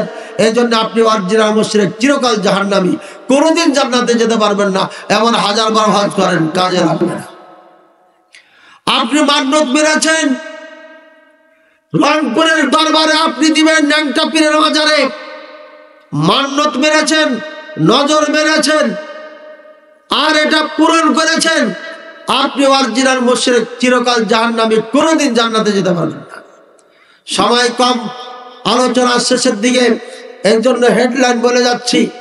কবর যে মাজারে, কোনো মাজারে গিয়ে আগরবাতি জ্বালিয়েছেন, অরিজিনাল মুশরিক, চিরকাল জাহান্নামী, কোনোদিন জান্নাতে যেতে পারবেন না। কবরে গিয়ে মাজারওয়ালাকে খুশি করার জন্য মোমবাতি জ্বালিয়েছেন, অরিজিনাল মুশরিক, চিরকাল জাহান্নামী, কোনোদিন জান্নাতে যেতে পারবেন না। মাজারওয়ালাকে খুশি করার জন্য তার থেকে কিছু পাওয়ার আশায় চাদর চড়িয়েছেন, অরিজিনাল মুশরিক, চিরকাল জাহান্নামী, কোনোদিন জান্নাতে যেতে পারবেন না। মাজারওয়ালার কাছে কিছু চেয়েছেন, অরিজিনাল মুশরিক, চিরকাল জাহান্নামী, কোনোদিন জান্নাতে যেতে পারবেন না। আপনি মাজারওয়ালাকে টাকা দিয়েছেন, অরিজিনাল মুশরিক, চিরকাল জাহান্নামী, কোনোদিন জান্নাতে যেতে পারবেন না। এবার দেখেন কিশোরগঞ্জের ন্যাংটা পীরের মাজারে এক মাসে কত কোটি টাকা বাক্স জমা হয়। একবার বাক্স খুলেছে 4 কোটি টাকা, আবার বাক্স খুলেছে 3.5 কোটি টাকা, আবার বাক্স খুলেছে 8 কোটি টাকা। বলেন নাউযুবিল্লাহ। যত মানুষ সেখানে টাকা দিয়েছে সবাই অরিজিনাল মুশরিক, চিরকাল জাহান্নামী, কোনোদিন জান্নাতে যেতে পারবে না। শাহজালাল বাজারে গেলাম, বড় বড় ড্যাগ রাখা আছে।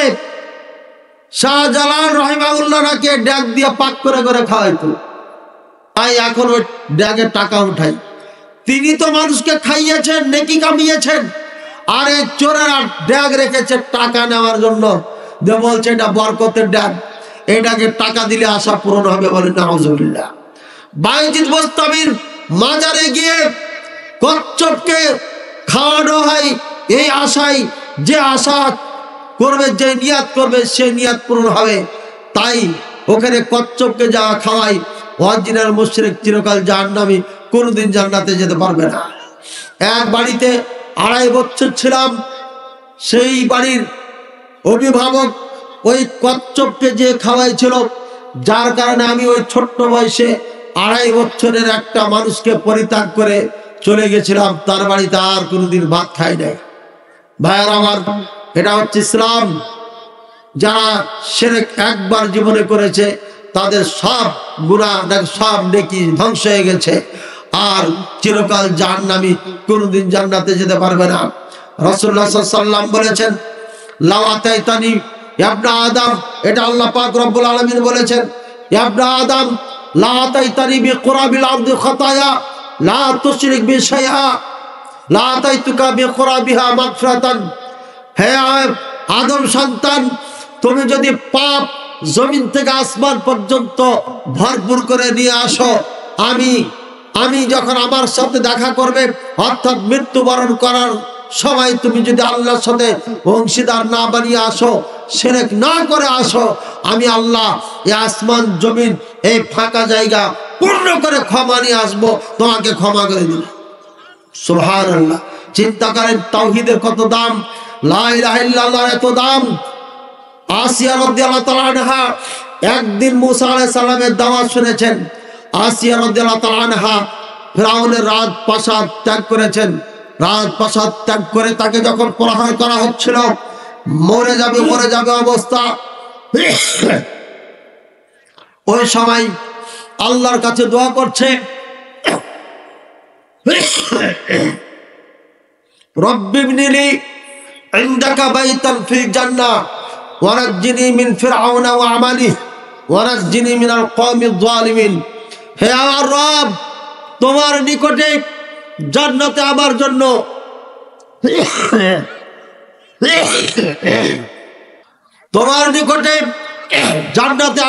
একটা ঘর নির্মাণ কর, একটা রাজপ্রাসাদ তৈরি করে দেন আমাকে, আর এই ফেরাউনের আমল থেকে, তার কর্মকাণ্ড থেকে আমাকে নাজাত দিয়ে দাও।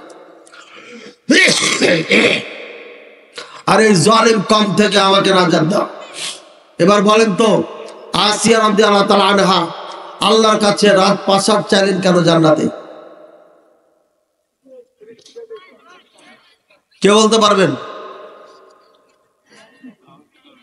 জি, লা ইলাহা ইল্লাল্লাহর কারণে মেরে ফেলছে তাকে। তো উনি তো অন্য কিছু চাইতে পারতেন, বলতো আল্লাহ আমাকে জান্নাত দিও। রাজপ্রাসাদ চাইলেন। যা হোক, রাজপ্রাসাদ এই জন্য চেয়েছেন যে হে আল্লাহ, তোমার জন্য ফেরাউনের রাজপ্রাসাদ ত্যাগ করলাম। মা বোনেরা ভালো করে শুনেন, আসিয়া কে? আপনারাও ভালো করে শুনুন, আসিয়া কে? আসিয়া রাদিয়াল্লাহু তাআলা আনহা মানে ওই সময়কার সব থেকে সুন্দরী নারী, ফেরাউনের পছন্দের স্ত্রী। এর মানে রূপে গুণে সব থেকে সেরা ওই সময়কার। এত ক্ষমতার হওয়ার নারী, ও যদি সকালে উঠে বলে এই মিশরের মানুষ এখনো সূর্য ওঠে নাই, একজনের বলার ক্ষমতা নাই যে না আপা বা ম্যাডাম সূর্য তো দেখতে পাচ্ছি, একথা বলার ক্ষমতা নেই। ও মুখ দিয়ে যেটা বলবে সেটা মিশরবাসীর জন্য সংবিধান হয়ে যায়। এমন একজন পাওয়ারফুল নারী, এত ক্ষমতা, এত সুখ, এত শান্তি, সব কিছু ত্যাগ করে, ফেরাউনের রাজপ্রাসাদকে ত্যাগ করে তার কাছে নির্যাতিত হয়ে ধুকে ধুকে পিটতে পিটতে মারতে মারতে তাকে মেরে ফেলছে। এই জন্য আল্লাহর কাছে রাজপ্রাসাদ জান্নাতে চেয়েছেন যে আল্লাহ তুমি আমাকে রাজপ্রাসাদ তৈরি করে দাও জান্নাতে, কারণ আমি তোমার জন্য দুনিয়ার এই ফেরাউনের রাজপ্রাসাদ ত্যাগ করলাম, এখান থেকে আমি বঞ্চিত হলাম। এই জন্য আল্লাহর কাছে রাজপ্রাসাদ চেয়েছেন। কিয়ামতের দিন জান্নাতে গিয়ে আমি রাজা হব, আমার রাজত্ব ফেরাউন দেখবে আমি কালিমা পড়ে লাভ করেছি না ক্ষতি করেছি। এই জন্য আল্লাহর কাছে সে চেয়ে নিয়েছেন। ভাইয়ের আমার, আজকে যদি কালিমার জন্য আপনি লড়েন, কালিমার জন্য যদি জীবন দেন, তাহলে আসিয়া রাদিয়াল্লাহু তাআলা আনহার মতো ইনশাআল্লাহ জান্নাত লাভ করবেন। আসিয়া রাদিয়াল্লাহু তাআলা আনহার মতো আপনি দুনিয়ার যেটা ত্যাগ করবেন তার থেকে উত্তম কিছু আল্লাহ আপনাকে জান্নাতে দান করবেন ইনশাআল্লাহুল আজিজ। ভাইয়ের আমার, এই হলো কালিমার ওয়াজ। কালিমার ওয়াজ করলে পারে আপনার সারা জীবনই করা যাবে, কারণ পুরা কোরআন শুনলে হচ্ছে কালিমা, কালিমার বাইরে না। এরপরে ওই সাহাবী আরো দুটি আমলের কথা বলেছিলেন রাসূলুল্লাহ সাল্লাল্লাহু আলাইহি ওয়াসাল্লাম তাকে। তার মধ্যে এক নম্বর হচ্ছে কালিমা, দুই নম্বর হচ্ছে সালাত। সালাত, এই সালাত আল্লাহ তাআলা নিজে দিয়েছেন মুহাম্মদ সাল্লাল্লাহু আলাইহি ওয়াসাল্লামকে। এই সালাত এক নয় দুই নয় 13টি বছর পড়েছেন রাসূলুল্লাহ সাল্লাল্লাহু আলাইহি ওয়াসাল্লাম। রাসূলুল্লাহ সাল্লাল্লাহু আলাইহি ওয়াসাল্লাম বলেছেন সল্লু কামা রাআইতুমুনি উসাল্লি, যেভাবে আমাকে সালাত পড়তে দেখছো এভাবে সালাত পড়ো। ভাইরা আমার, সালাত পড়বেন যেভাবে বুখারীতে আছে, যেভাবে সহিহ মুসলিমে আছে। বুখারী এবং সহিহ মুসলিমে যে সালাত আছে, এই সালাত হচ্ছে রাসূলুল্লাহ সাল্লাল্লাহু আলাইহি ওয়াসাল্লামের সালাত। এর বাইরে যে সালাত আছে সমাজে দেখি এগুলো রাসূলুল্লাহ সাল্লাল্লাহু আলাইহি ওয়াসাল্লামের সালাত নাই। সুতরাং রাসূলুল্লাহ সাল্লাল্লাহু আলাইহি ওয়াসাল্লামের সালাত পড়লে বুখারী মুসলিম থেকে পড়তে হবে। রাসূলুল্লাহ সাল্লাল্লাহু আলাইহি ওয়াসাল্লামের সালাতের বাইরে সালাত পড়লে ওই সালাত আল্লাহ কবুল করবে না। এই জন্য সালাত পড়তে হলে মক্কা মদিনায় যেভাবে আজও পড়ছে সেইভাবে সালাত পড়তে হবে। এই সালাত, যে সালাত রাসূলুল্লাহ সাল্লাল্লাহু আলাইহি ওয়াসাল্লাম 13টি বছর মতান্তরে পড়েছেন, এই সালাত নিয়ে আমাদের বাংলাদেশের হুজুররা এক নয় দুই নয় 72টি আপনার বেদাত আবিষ্কার করেছে, যেটি আমার আলোচনায় আছে। মুখলেস বিন আরশাদ মাদানী এই নাম দিয়ে ইউটিউবে আপনার সার্চ দিলে পারে মক্কা মদিনার সাথে 72টি পার্থক্য এই দেশের সালাত মসজিদ কেন্দ্রিক আপনি ওটা পেয়ে যাবেন, শুনে নেবেন। আপনারা দেখেন, যখন আমরা সালাতে দাঁড়াই, জায়নামাজে দাঁড়ার দোয়া পড়াই, এদেশের হুজুররা পড়ায় কি পড়ায় না? বলে জায়নামাজের দোয়া আছে আল্লাহুম্মা ইন্নী ওয়াজ্জাহতু, এটা আসমানের নিচে জমিনের উপরে এমন দোয়া কোথাও নাই, এমনকি হানাফি মাযহাবও নাই। আপনাদের নীলফামারীতে কোন সালে যেন একবার মুনাজারায় আসছিলাম, কিশোরগঞ্জ থানা এখানে আছে না, এখানে আসছিলাম মুনাজারাতে। যারা দেখেছেন দেখেছেন, ইচ্ছা মতো ধোলাই দিয়েছিলাম, জুত মতো ধোলাই খাইয়া টাইয়া তালতুল পাচ্ছিল না হুজুর। সেদিনের পর থেকে আজ পর্যন্ত কোনো মৌলবি আর সামনে আসলো না।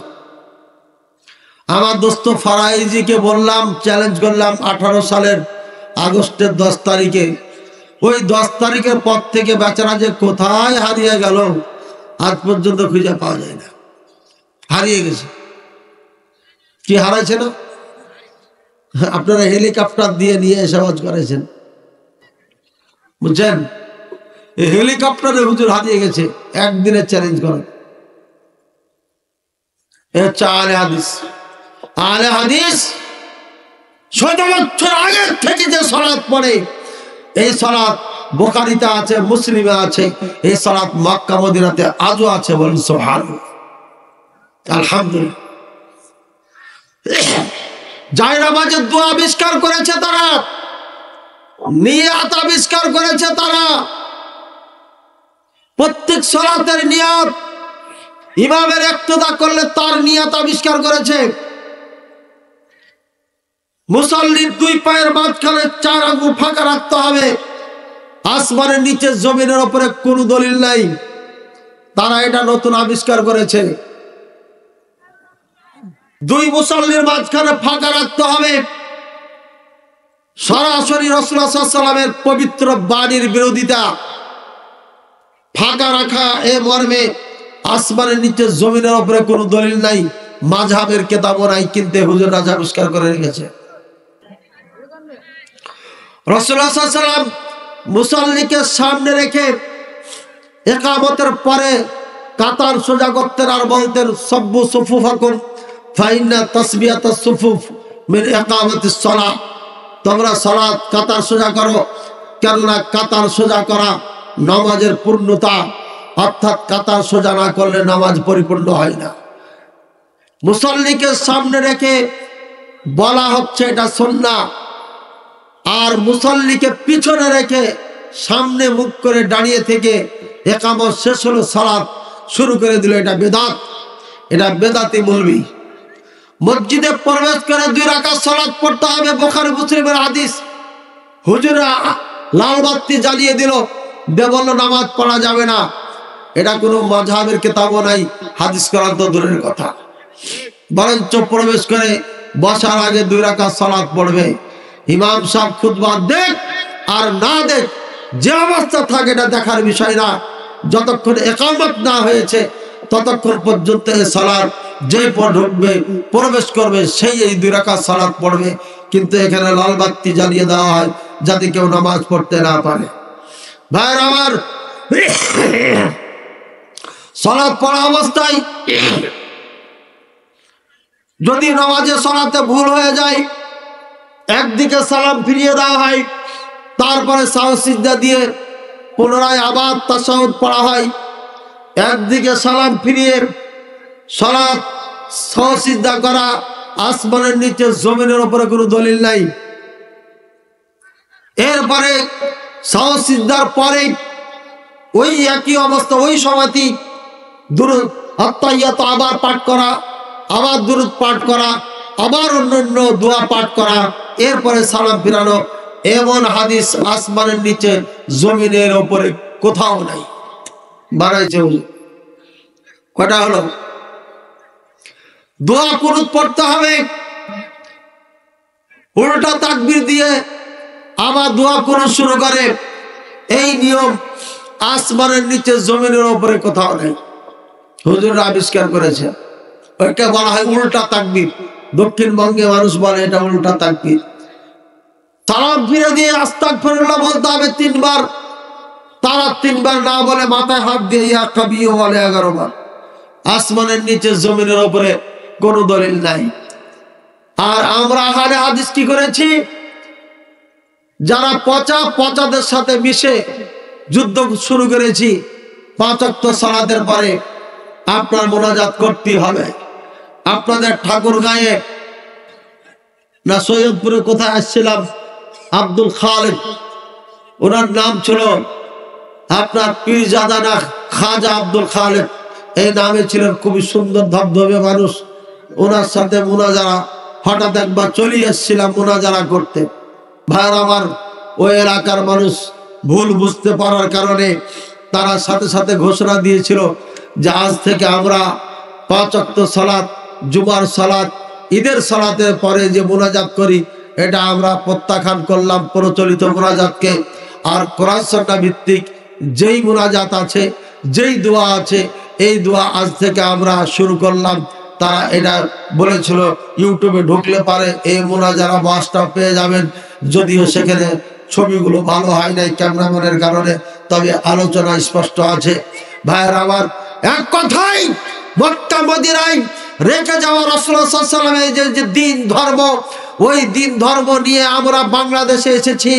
বাংলাদেশের প্রত্যেকটি মানুষকে মক্কা মদিনায় রাসূলুল্লাহ সাল্লাল্লাহু আলাইহি ওয়াসাল্লামের রেখে যাওয়ার দিন ধর্ম শিখানো আর তাদেরকে পৌঁছাই দেওয়ার দায়িত্ব নিয়ে এসেছি।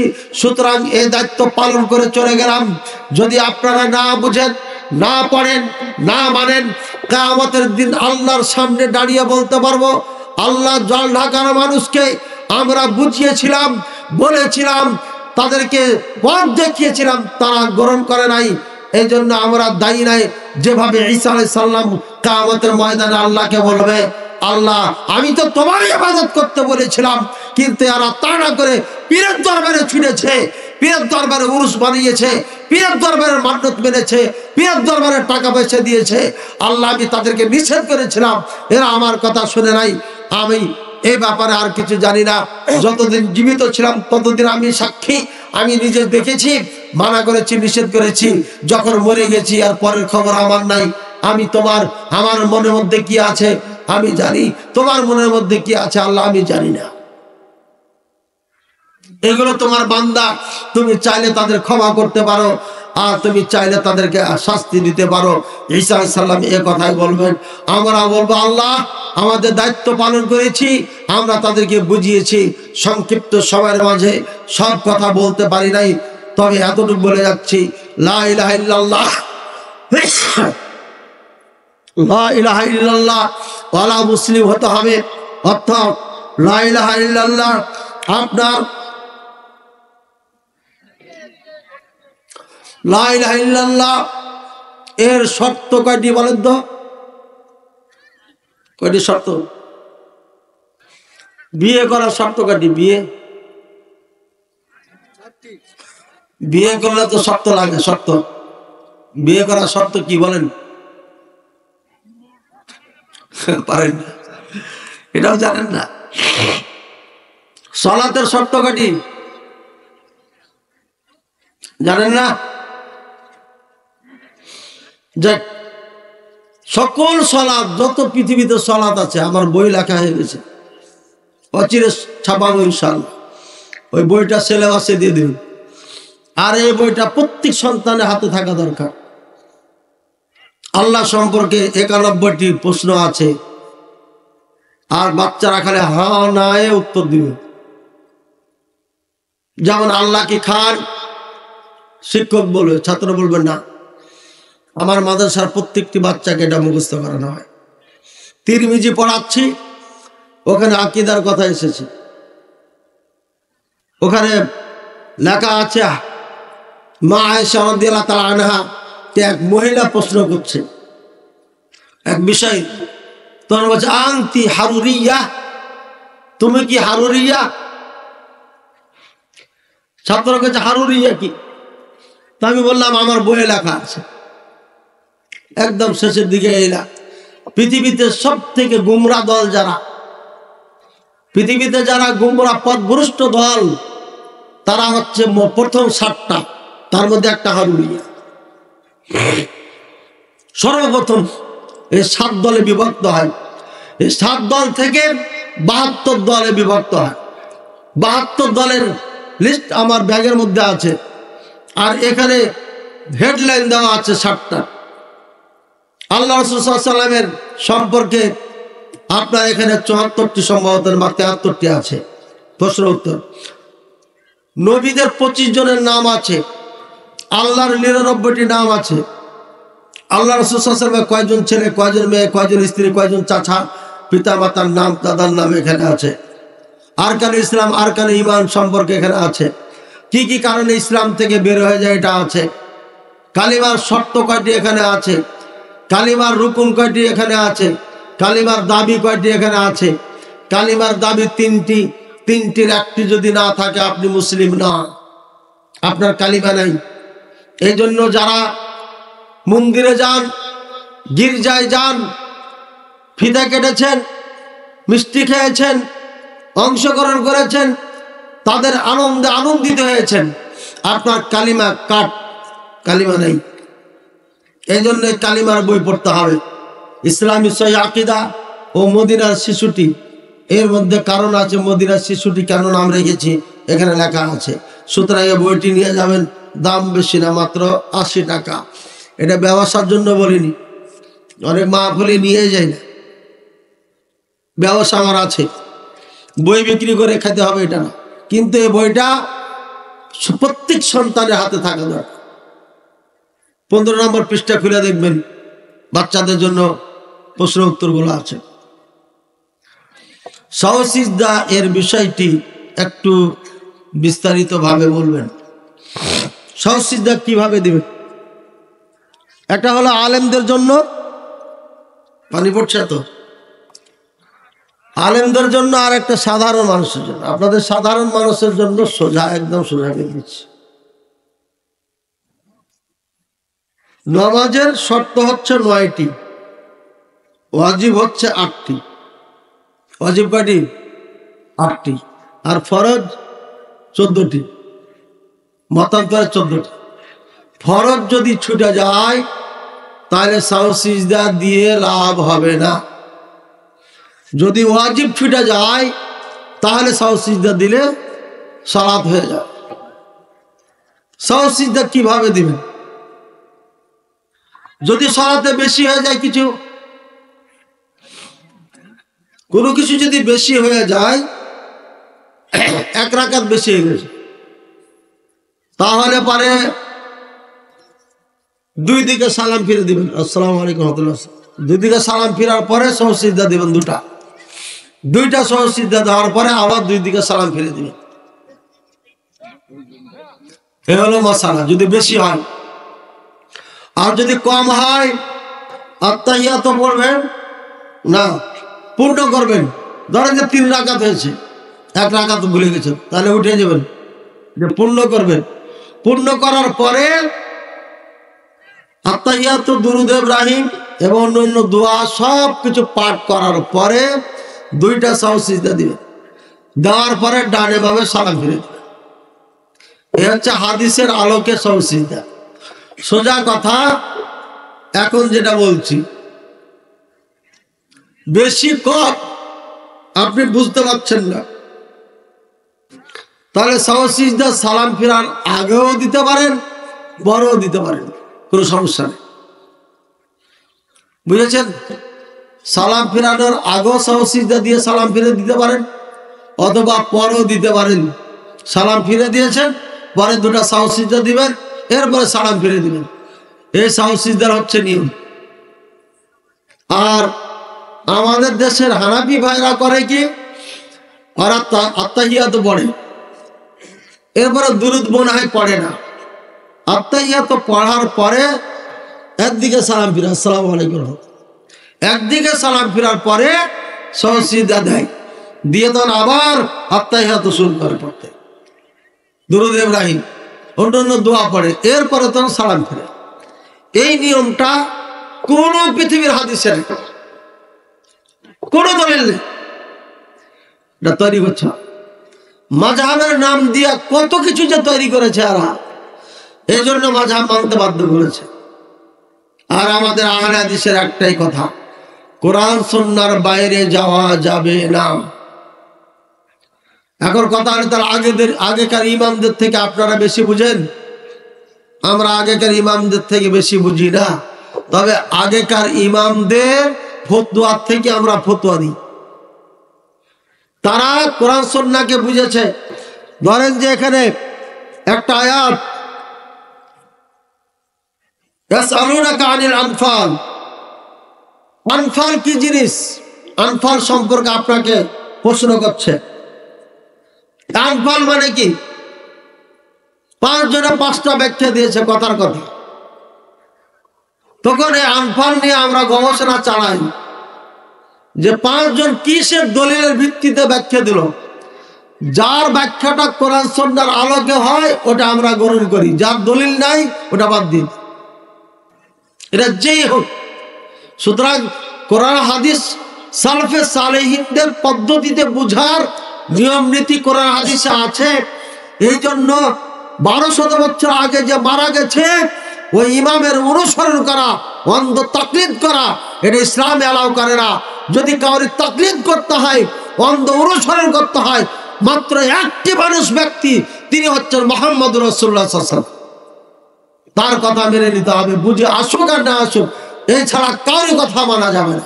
আশা করি ক্লিয়ার হয়েছে। আল্লাহ তাআলা আমাদের বুঝার তৌফিক দান করুন। আর কারোর কোনো প্রশ্ন আছে বলতে পারেন। সুন্দর প্রশ্ন করছেন ভাই, যে মক্কা মদিনায় একদিন, বাংলাদেশে একদিন, আমেরিকায় আর একদিন, এক এক দিনে এক একজন ঈদ পালন করছে, সিয়াম রাখছে, এটার ব্যাখ্যা দিন।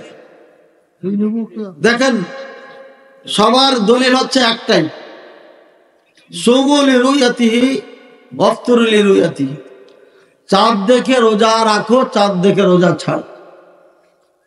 আল্লাহ রাসূল সাল্লাল্লাহু আলাইহি ওয়াসাল্লাম কি বলেছেন? দেখতে বলেছেন। এখন এই বর্তমান সময়ে মোবাইলের যুগ, টেলিভিশনের যুগ, ইন্টারনেটের যুগ, মুহূর্তের মধ্যে পৃথিবীর খবর পাওয়া যায়। এটা কিন্তু রাসূল সাল্লাল্লাহু আলাইহি ওয়াসাল্লাম বলে নাই যে কোনো মাধ্যমে সংবাদ যদি পাও তাহলে তোমরা রোজা রাখো, ঈদ পালন করো, যেখানে হোক। এ কথা কিন্তু বলেন, বলেছেন কি দেখে ধরো, দেখে ছাড়ো। এখন যদি আমরা দেখতে যাই তাহলে সৌদি আরবের অনুসরণ করা যাবে? বলেন, যাবে না। কারণ সৌদি আরব যদি দেখে, এখন বলে সাক্ষী 2 জন দিল্লি পারি তো ঈদ করতে হবে, তো সৌদি আরবে দেখার পরে যদি 2 জন সাক্ষীকে পাঠানো হয় ওখান থেকে, ঘোড়াতে করে আসে, কতদিন লাগবে? না হলে তো 15 দিন লাগবে। সুতরাং গোটা পৃথিবীতে একসাথে সিয়াম পালন করা, ঈদ করা সম্ভব নয় যদি চাঁদ একদিনে না ওঠে, কখনো সম্ভব নয় এটা। তাহলে এখন মিডিয়ার যুগে কি করব? মিডিয়ার যুগে রাসূলুল্লাহ সাল্লাল্লাহু আলাইহি ওয়াসাল্লাম কোনো ফয়সালা দেন না, তাহলে ওলামায়ে কেরাম কি জন্য আছেন? আপনারা একটা ফয়সালা দিবেন। হ্যাঁ, মিডিয়ার যুগে যদি সমস্ত মুসলিম উম্মাহ, সমস্ত ওলামায়ে কেরাম নিয়ে ঐক্যমত হয়ে যায় রাজা বাদশারা, যে আমরা পৃথিবীতে যেদিন চাঁদ উঠবে সেদিন আমরা ঈদ করব, যদি ঐক্যমত হয়ে যায় তাহলে একটা মত আছে ওলামায়ে কেরামের যে হ্যাঁ করতে পারে। কিন্তু যতদিন ঐক্যমত না হবে এই হাদিসের উপরে আমল করতে হবে, দেখে ধরা, দেখে ছাড়া। দিনাজপুরের মানুষ, নির্ভা মানুষ আপনারা দেখেছেন, এটা একটা এরিয়া নিয়ে বাংলাদেশ গোটা রাখতে পারবে, কারণ এটা একটাই ভৌগোলিক দিক দিয়ে এই ভারত থেকে নিয়ে গোটা বাংলা ধরে নিলাম, গোটা বাংলা একটা এলাকা, এই এলাকার মানুষ একসাথে ঈদ সালাত সিয়াম করতে পারে। আমরা যে শুনলাম যে ওখানে চাঁদ হয়েছে, আমরা কি সিয়াম পালন করতে পারবো না? রাসূল সাল্লাল্লাহু আলাইহি ওয়াসাল্লাম বলে নাই যে শুনলে পারে রাখি, দেখার জন্য বলেছে, দেখা। এরপরে মিডিয়ার কথা বললাম, মিডিয়ার যুগে কি করবো? তাহলে এটা ওলামায়ে কেরামদের কাজ। ওলামায়ে কেরাম এ কথা বলেছেন, গোটা পৃথিবীর বাদশারা আলেমেরা যদি ঐক্যমত হয়ে এটা ফয়সালায় পৌঁছে যায় যে আমরা একদিনে সিয়াম পালন করবো, ঈদ করবো, তার আপত্তি নেই, ঠিক আছে। কিন্তু 10 জন এখানে করবে, এই গ্রামে করবে, ওই গ্রামে করবে না, এই ধরনের জায়েজ নেই, এটা চলবে না। কিয়ামতের দিন যদি আল্লাহ জিজ্ঞাসা করে যে সৌদি আরবের সাথে কেন তুমি ঈদ করো নাই, তাহলে আমরা হাদিস দেখাতে পারবো যে আল্লাহ রাসূল সাল্লাল্লাহু আলাইহি ওয়াসাল্লাম বলেছেন দেখে ধরে, দেখে ছাড়ো। কিন্তু যারা করছে তারা উত্তর দিতে পারবে না, তাদের কোনো দলিল নাই। দলিল হচ্ছে জানতে পেরেছি মিডিয়া, কিন্তু একই সময় দেখা যাচ্ছে একদিন আমেরিকাতে দেখা গেছে চাঁদ, পরের দিন সৌদি আরবে, তারপরের দিন বাংলাদেশে। 1 বছর 3 বার এবং 3 দিন আছে। ওই যে কিয়ামতের আলামত যে বিভিন্ন রাইটারদের বই প্রকাশিত হবে বেশি, আচ্ছা তাহলে এটা কিভাবে এটা কিয়ামতের আলামত বিভিন্ন রাইটারদের যে এমন লেখক কাসুরাল কুত্তাব লেখক বেশি হয়ে যাবে, এমন এমন বক্তা এমন লেকচারার বই ছাপিয়েছে যে আরবির একটা লাইন পড়তে পারে না। কেমনে ছাপিয়েছে? কাউকে টাকা দিয়ে লিখে নিয়েছে, লিখে নিজের নামে ছাপিয়েছে। ওই বেচারা গরিবের ছেলে টাকার দরকার, ও টাকা দিয়ে লিখে দিয়েছে, ওর বই ওর বই থেকে কাটছাট করে লিখে দিয়ে দিয়েছে, ওর নামে একটা বই হয়ে গেছে, জানে না কিচ্ছু। ওই বইয়ের মধ্যে জীবনেও কোনোদিন কলম ধরেনি। তো কাসুরাল কুত্তাব এটা হবে, এটা কি আমাদের আলামত এখন চলছে বর্তমানে। কোনো এলবি যোগ্যতা নাই, কিন্তু তার বইয়ের পাহাড়। বড় বড় আলেম লিখতে পারে না, আর তাদের বইয়ের অভাব নেই, সব টাকার কারিশমা। একজন হুজুরে 10 জন লোক রেখে দিয়েছে বই লেখার জন্য, আর নিজের নামে বই ছাপছে। ইন্ডিয়াতে গেলাম তো একজন মাওলানা বলছেন যে আমি উমুকের বই অনুবাদ করছি, উমুকে এই বইটা অনুবাদ করতে দিয়েছে আমাকে। ইন্ডিয়াতে বই অনুবাদ করে নেটে দিয়ে দিচ্ছে, ছাপাচ্ছে নিজের নামে। ইন্ডিয়ার হুজুরের লাভ কি? ওকে হয়তো 20,000 টাকা দিয়ে দিচ্ছে, এই বইটা ছাপিয়ে দিবেন 50,000 টাকা দিব, এটা অনুবাদ করে দিন। অনুবাদ করছে একজন টাকার বিনিময়ে, আর আরেকজন টাকার জোরে নিজের নামে ছাপাচ্ছে। এ হচ্ছে বর্তমান অবস্থা। আল্লাহ তাআলা আমাদের হেদায়েত দান। একটা প্রশ্ন আছে, জি, মানে বর্তমান বাজারে ধরেন গ্রাম 700 টাকা ধানের মন, ওই ধানের এগেইনস্টে 700 টাকা হিসাবে দিল, কিন্তু ধরেন আজ থেকে 3 মাস অথবা 6 মাস পর ধানের দাম যেমন হচ্ছে আপনার 1200 টাকা, সেই অনুযায়ী সে দাম নিচ্ছে।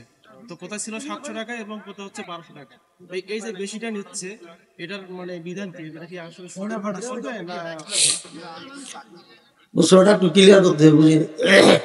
বর্তমান হচ্ছে ধানের মূল্য হচ্ছে আপনার 700 টাকা, জি। সেই ধানের এগেইনস্টে একজন আরেকজনকে মানে টাকা দিচ্ছে অগ্রিম, যে আজ থেকে 6 মাস পর ওই ধানের দাম যেরকম হবে সেই পরিমাণে তিনি আমাকে টাকা দিল। তো বর্তমান হচ্ছে ধানের দাম 700 টাকা, পরবর্তী 6 মাস পর হচ্ছে সেটা হচ্ছে 1200 টাকা। তাহলে এই যে প্রায় 5 থেকে 600 টাকা বেশি হচ্ছে। ধান যখন উঠবে তখন 1200 টাকা, এখন 700, এরকম তো হওয়ার কথা না।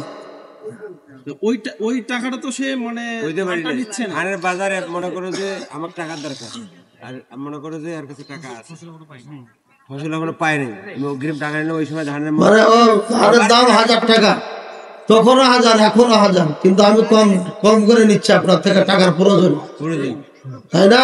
ওই সময় দেবো যে ঠিক আছে আমাকে 700 টাকা হিসাবে আপনি টাকা দেন, আমি 700 টাকা হিসাবে আপনাকে ধান দিয়ে দেবো, অথচ বাজারে 1000 টাকা। এটা জায়েজ নাই, যে দিবে তার জন্য জায়েজ নাই। বিপদে পড়ে কেউ এরকম নিতে পারে। হ্যাঁ, বিপদে পড়ে গেছেন, হয়তো মেয়ের এখন স্ত্রীর সিজার করতে হবে, টাকার কোনো ব্যবস্থা নেই, তোর বাধ্য হয়ে আপনার কাছে গেছে আপনার টাকা, এই সুযোগ আপনি সৎ ব্যবহার করেছেন, এই জন্য আপনার জন্য হারাম, পুরাটা যায়। আর যে নিচ্ছে আল্লাহ প্রতি তাওয়াক্কুল করে এমন কাজে না যাওয়াই উচিত। তার অবস্থার উপরে ফতোয়া হবে। জীবন বাঁচা যদি ফরজ হয় তার জন্য এটা যায় না, আর জীবন বাঁচানো ফরজ যদি না হয়, ব্যবসা বড় করার জন্য নিচ্ছে বা কিছু, তাহলে তারও জন্য হারাম, এই লেনদেন যায় না। জি, আর কিছু আছেন? না শেষ করি এখন।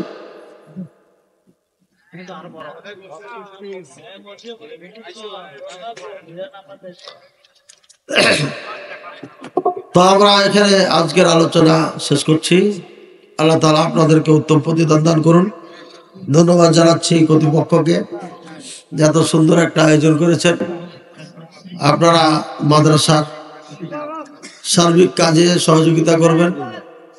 এই মাদ্রাসার থেকে একদিন আলেম দ্বীন তৈরি হবে, তারা বিশ্বের প্রান্তে প্রান্তে আনাচে কানাচে তারা দাওয়াতি কাজ করবে। এই নেকিগুলো আমাদের আমল নামায় জমা হতে থাকবে। আল্লাহ তাআলা সবাইকে কবুল করুন, তৌফিক দান করুন। আমিন। ওয়া সাল্লাল্লাহু আলা নবিয়িনা মুহাম্মদ ওয়া আলা আলিহি ওয়া সাহবিহি সাল্লাম। সুবহানাকাল্লাহুম্মা ওয়া বিহামদিকা আশহাদু আল্লা ইলাহা ইল্লা আনতা